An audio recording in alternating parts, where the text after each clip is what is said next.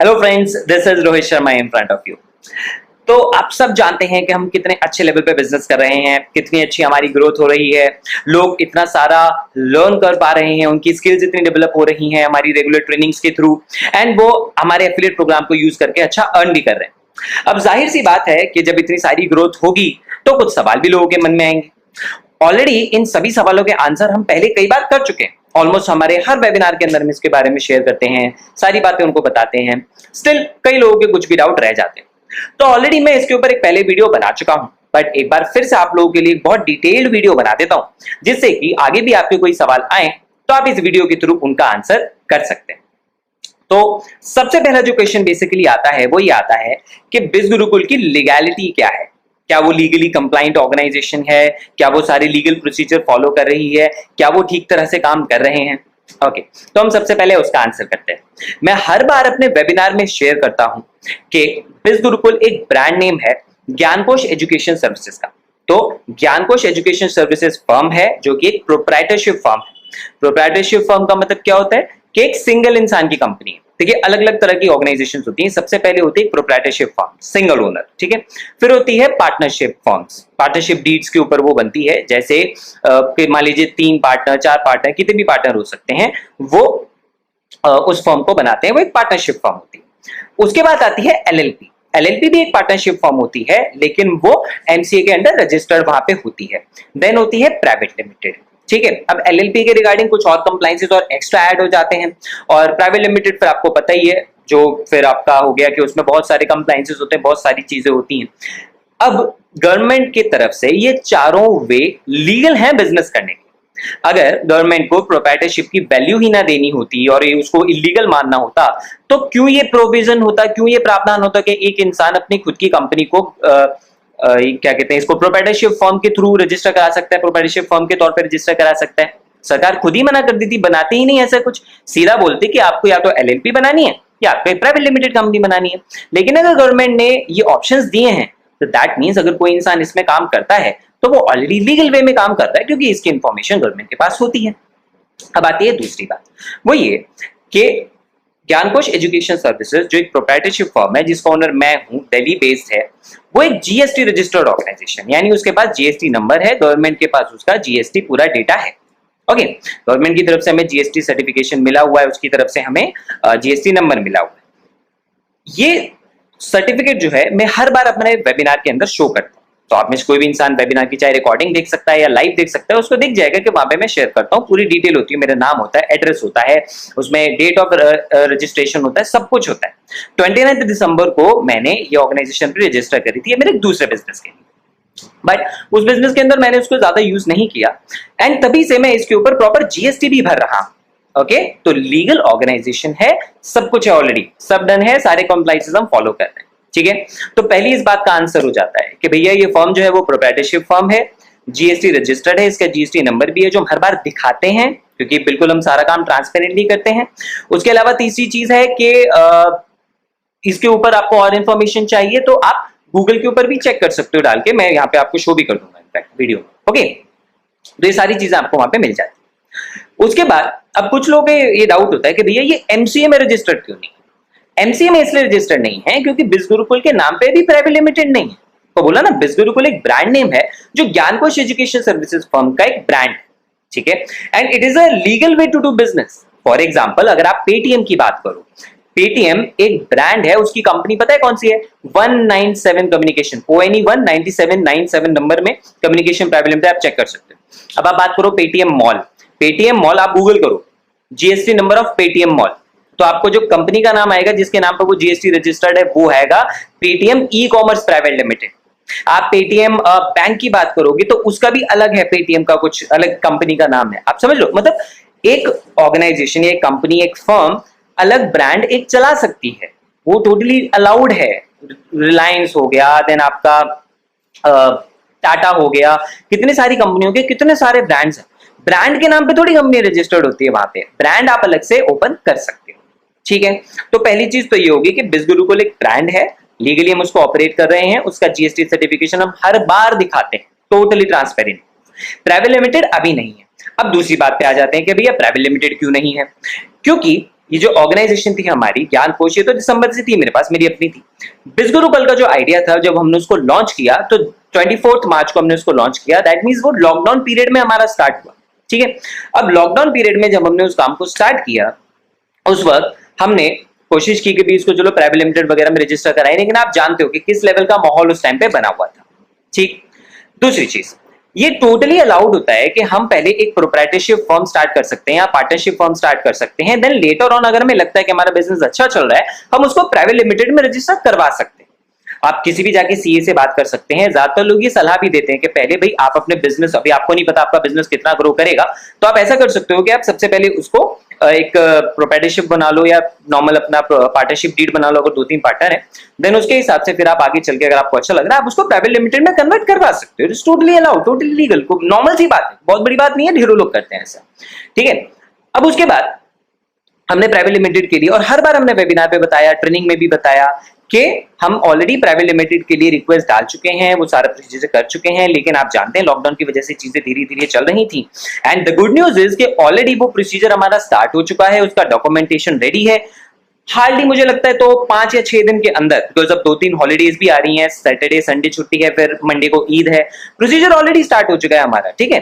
तो कुछ ही दिन के अंदर आपको वो प्राइवेट लिमिटेड का भी प्रॉपर सब कुछ वेबसाइट के ऊपर दिख जाएगा। आपको एमसीए की वेबसाइट आप खोलना, आपको उसमें पूरा सब कुछ रजिस्टर्ड उसके अंदर दिख जाएगा। जो मैं पहले भी हर बार बता चुका हूं कि हम प्राइवेट लिमिटेड के लिए कब से रिक्वेस्ट डाल चुके हैं, प्रोसीजर क्या है, माहौल क्या है, लॉकडाउन सरकारी काम आप जानते हो कि भी कैसे चल रहा है, दुनिया इतनी परेशान है, राइट, कितने इंपॉर्टेंट काम लोगों के अटके हुए हैं। अब बारी आती है तीसरी चीज की, दैट इज कि लोग कह रहे हैं कि मैं देख लेता हूं एक बार, मैंने नोट्स भी बनाए हुए हैं सारी चीजें। हाँ, लोग कह रहे हैं कि जी टीडीएस क्यों नहीं काटते हो। आप चेक करो किसी भी सीए से, अगर एक प्रोप्राइटरशिप फर्म है जो एक बिजनेस कर रही है, तो टीडीएस अगर उसका टर्नओवर 1 करोड़ के ऊपर हो गया है साल का, तो वो टीडीएस काटने के लिए बाउंड है, उससे पहले जरूरी नहीं है कि वो टीडीएस काटे, ठीक है। लेकिन जैसे ही प्राइवेट लिमिटेड कोई ऑर्गेनाइजेशन होती है, उसको शुरू से ही टीडीएस काटना हो। अब मैंने आपको बताया जैसे ही हमारी प्राइवेट लिमिटेड हो जाएगी, डेफिनेटली हम आपको टीडीएस काट के इनकम देंगे। इसके लिए हम आपको पहले ही बता चुके हैं कि आपको अपना पैन कार्ड वगैरह के लिए आप अप्लाई कर दो, आपको वो हमें सबमिट करना है, आधार कार्ड वगैरह आपको हमें सबमिट करना है, सिंपल। ये चीज पहले भी बताई चुकी है, इसमें कोई नई बात नहीं है। उसके अलावा जैसे कई लोग पूछते हैं कि कंपनी जो है वो जो पैसा दे रही है वो करंट अकाउंट से क्यों नहीं दे रही। जब मैंने ज्ञान कोश स्टार्ट किया था, मैं आपको बताया मैंने किसी दूसरे बिजनेस के लिए स्टार्ट किया था, लेकिन वो बिजनेस मैंने आगे नहीं किया, तो उस टाइम पे मेरी पेमेंट वगैरह उसमें इतनी नहीं है, तो मैंने अपना करंट अकाउंट नहीं ओपन किया, ठीक है। करंट अकाउंट आप भी जानते हैं कि डेली अगर ज्यादा ट्रांजेक्शन हो रही है तब वो है, मेरी इतनी ट्रांजेक्शन उसमें हुई नहीं, वो बिजनेस मैंने आगे किया ही नहीं कंटिन्यू, तो इसलिए मैं वहां पे जीएसटी तो भर रहा था, यानी गवर्नमेंट की नजरों में तो है, बट मुझे करंट अकाउंट की वहां पे जरूरत नहीं पड़ी। अब जब हमने बिज गुरुकुल स्टार्ट किया, right from the very first day हम बैंक्स को अप्रोच कर रहे हैं। कौन कौन से बैंक मैंने अप्रोच किया आपको बताता हूं, HDFC, axis bank, SBI, PNB, SBI, PNB, HDFC, तीनों मेरे घर के बहुत पास है, मैं तीनों की ब्रांचेस में विजिट करके आया। उन्होंने बोला सर करंट अकाउंट नहीं खुल सकता लॉकडाउन की वजह से, लॉकडाउन के बाद हम करेंगे। आईडीएफसी, आपका एक्सिस बैंक, आरबीएल, आरबीएस, मतलब कोई आईसीआईसी, कोई ऐसा बैंक मैंने नहीं छोड़ा जिसमें मैंने कोशिश ना की हो कि सर हमारा करंट अकाउंट हमें खोल के दे दो, ठीक है, बट नहीं खोला उन्होंने, कोई बात नहीं। पर जैसे ही 3 तारीख को लॉकडाउन में रिलैक्सेशन आई, मुझे 4 तारीख को मंडे था, मुझे सुबह सुबह 10 बजे कॉल आ गया, मैंने अपने किसी रेफरेंस को बोल रखा था, तो उनको उन्होंने आगे किसी एचडीएफसी वाले पर्सन को दिया और उनका मेरे को कॉल आया कि सर हमारे प्रोसीजर स्टार्ट हो गए, आप बता दीजिए मैं आपका स्टार्ट करवा देता हूँ, ठीक है। अब वो पर्सन इतने अच्छे हैं कि उन्होंने मुझे बैंक भी नहीं बुलाया, उन्होंने अपने एफर्ट करके सारी की सारी चीजों को किया, सारी वेरिफिकेशन की, मेरे सारे डॉक्यूमेंट मैंने उनको दिए, यहाँ पे घर पे आके उन्होंने पूरा वेरिफिकेशन किया। आप समझते हो करंट अकाउंट खोलने का मतलब क्या होता है, करंट अकाउंट होती है बैंक की जिम्मेदारी, कि बैंक पूरी जिम्मेदारी ले रहे हैं कि भैया ये पर्सन खूब सारी ट्रांजेक्शन करेगा, बिजनेस करेगा, इसलिए लॉकडाउन में करंट अकाउंट नहीं खोल रहे थे। तो लॉकडाउन ओवर हुआ, उन्होंने अपना स्टाफ भेजा, पहले उनके पास स्टाफ भी तो नहीं था, उन्होंने स्टाफ भेजा, मेरे घर पे आए, ऑफिस देखा, वेरिफिकेशन देखा, सब कुछ किया, एंड उसके बाद उन्होंने मुझे अलाउ किया करंट अकाउंट ओपन करने के लिए। मेरा करंट अकाउंट ज्ञान कोश का ओपन हो चुका है। नेक्स्ट वीक से आप देखोगे जो भी पेमेंट्स है वो सब आपको करंट अकाउंट से मिलेंगी, ठीक है, तो उसमें भी जी कोई प्रॉब्लम नहीं है, क्योंकि हमारे पास तो सारी पेमेंट का हिसाब है, ठीक है। अब कुछ लोगों का डाउट होता है जी तो स्कैम है, ये तो फ्रॉड है। सबसे पहले आप गूगल पे चेक करो स्कैम और फ्रॉड का मतलब क्या होता है। फ्रॉड वो होता है कि आपने कहीं पैसा दिया, आपको उसके बदले में कुछ नहीं मिला है, किसी ने आपको फेक प्रॉमिस कर दी कि हमने ऐसा आपको कुछ किया, आप जो पे कर रहे हैं उससे कहीं ज्यादा वैल्यू के हम प्रोडक्ट दे रहे हैं, आपकी प्राइस पे करते ही आपको प्रोडक्ट मिल जाता है। क्या मिलता है, ऑनलाइन कोर्सेज, जिसके लिए हम आपसे पैसा ले रहे हैं, आपको पहले ही बोला। स्कैम स्कैम तब होता है जब हम एक इंसान को दो तीन तरह के अलग लोग होते हैं, जैसे मान लो 2G स्कैम हुआ, कॉमनवेल्थ स्कैम हुआ। क्या हुआ इसमें? एक टॉयलेट पेपर जिसकी कीमत या तो मार्केट में 100 रुपए की आ जाती है, अगर वो 10,000 रुपए का वहां पे दिखाया जा रहा है तो वो स्कैम है। क्या हम ऐसा कुछ कर रहे हैं? नॉट एट ऑल, बिकॉज हम सारी अपनी वैल्यू बता रहे हैं, हमारा कौन सा कोर्स कितने का, हम कितनी ट्रेनिंग दे रहे हैं, कितना कुछ देंगे, सब कुछ है, और आप सब लोग उसको यूज भी करते हो। तो आपने कंपनी को पैसा दिया, कंपनी ने आपको जो बदले में प्रोडक्ट दिया, आपको इतनी सारी ट्रेनिंग दी, और रेगुलरली वो ट्रेनिंग चलती जा रही है।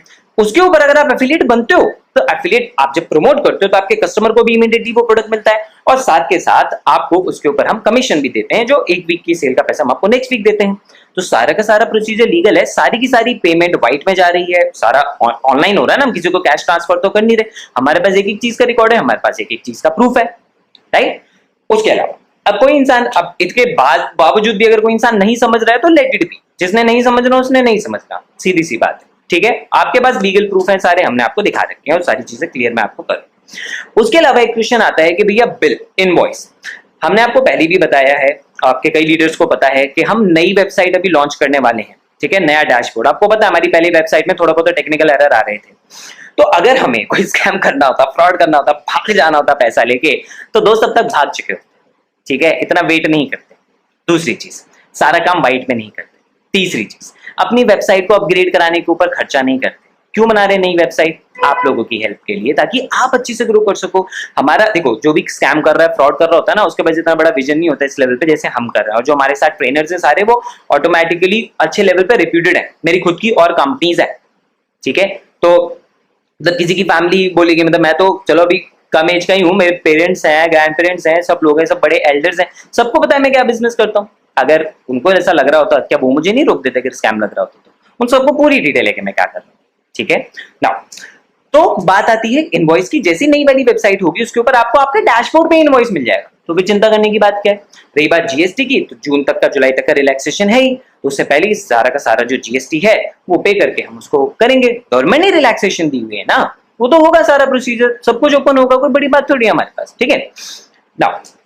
तो पहले मैंने आपको क्लियर किया कि भी जो कंपनी है वो ऑलरेडी लीगल है, प्रोप्राइटरशिप फर्म है, प्राइवेट लिमिटेड के लिए अप्लाई कर चुके हैं। कुछ ही दिनों के अंदर आपको सारी इंफॉर्मेशन डायरेक्टली गवर्नमेंट की वेबसाइट पे मिलेगी, मिनिस्ट्री ऑफ कॉर्पोरेट अफेयर्स की। मैं आपको बाकायदा लिंक दूंगा, वीडियो बना के दूंगा कि वो कैसे फाइंड आउट करना है, ठीक है। We are working totally legally.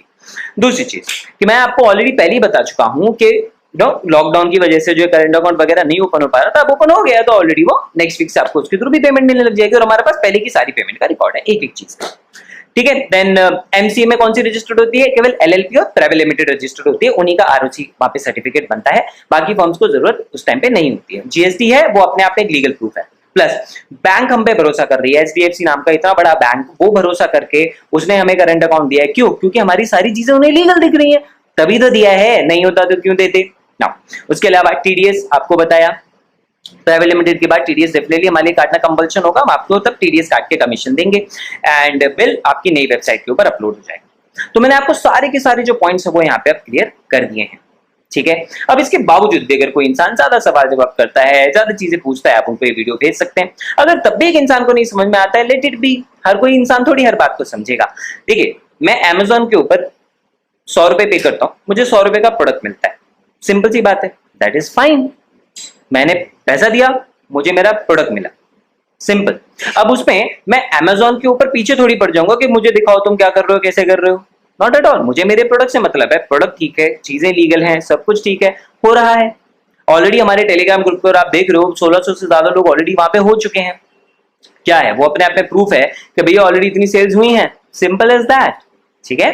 So this video will help you to answer your queries of your lead, of your prospect, जिनको आप ये वीडियो भेज के सारे आंसर कर सकते हो, ठीक है। हम एमएलएम नहीं है, हम नेटवर्क मार्केटिंग नहीं है, ये मैं आपको पहले भी क्लियर कर चुका हूं, बिकॉज एमएलएम के अंदर आप एजुकेशन प्रोडक्ट नहीं सेल करते, हम एमएलएम मॉडल पे काम ही नहीं करते, आपको केवल आपकी सेल का पैसा मिल रहा है। हाँ, मार्केट में कई दूसरे एफिलिएट प्रोग्राम है जो एमएलएम की तरह काम करते हैं, हम बिल्कुल नहीं करते। टीम से आपको कोई पैसा नहीं आएगा, आपको केवल आपकी सेल का पैसा आएगा जो एफिलिएट मार्केटिंग के अंदर होता है, सिंपल, ठीक है।